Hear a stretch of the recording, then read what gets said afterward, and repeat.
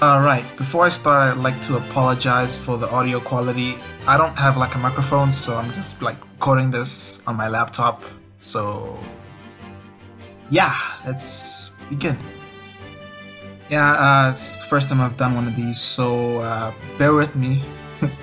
It's kind of amateurish, so yeah, here we go. For a long time now, I've wondered how was it that Yu-Gi-Oh! Zexal was able to maintain such consistent quality in its animation through all 146 episodes? What did they do differently that Arc 5 and Vrains could not? But bear in mind, this is just going to be a lot of theories, so, because there's not a lot of info on there, well, there isn't any really about like how it is that their animation quality stays so consistent. It's mostly just going to be a lot of guesswork. So yeah. Well, one of the few theories I have is that it could be Satoshi Kuwabara's directing and how he managed his staff rotations of all the animation directors and animators for each episode. Also, I'd like to point out that Satoshi Kuwabara also directed the Dark Side of Dimensions movie. So if you didn't know that, there you go.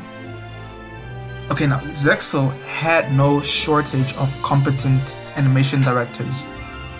Staff rotations would, sometimes switch from Nogilbo to Kinchihara to Kazunori and back to Nogilbo again, which is crazy if you ask me. Even episodes outsourced to other studios like Tezuka Productions and Mighty Max Movie even managed to look good, which is a shame looking at how Mighty Max Movie episodes look like now in Vrains. It's really just a crying shame, which is honestly probably due to the amount of time they all have on episodes. So yeah, it hasn't been, they probably wouldn't actually be able to maintain the quality they had with Zexal in terms of animation, since they probably had a longer and better production schedule for the show back then. Another reason could be just the sheer number of talented staff who worked on the show. This theory was just like pointed out to me by Sylvia, who is a user on Twitter, and the guy who wrote the Yu-Gi-Oh! Animation highlights Tumblr. So if you know him, like go check him out. You can also like follow him on Twitter. I'll leave like links and stuff. The Tumblr isn't as active now, unfortunately, but it's still a very good place to like gather a lot of information on the staff who worked on the show and previous shows like 5Ds and stuff. He also mentioned that it could have been that they just had a lot of talented people available all at the right time, which honestly I'm pretty sure he was just joking about that, but imagine if they did though. Zexal's also lucky enough to have a lot of very talented guest animators like Hironori Tanaka, who worked on shows like Bleach, My Hero Academia, and Code Geass, and Hirotaka Kato, who worked on shows like Guilty Crown, Eyeshield, and Ancient Magnus Bride.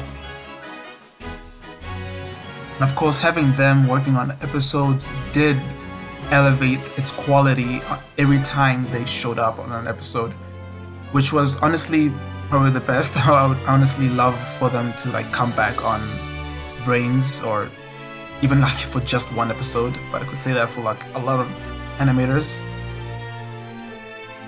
I was also able to ask Ryuto Nakamura, who also kinda worked on Zexal as animation progression. Honestly, I'm not sure what that title means or what.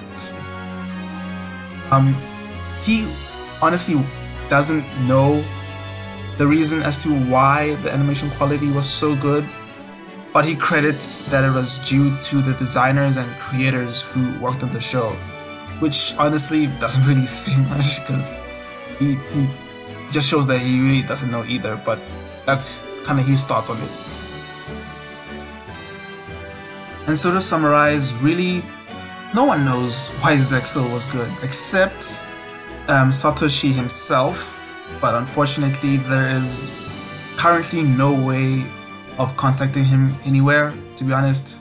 He was on Twitter once, but apparently his account got suspended, so yeah. Maybe telling me what your guys' theories are, I'd like to hear.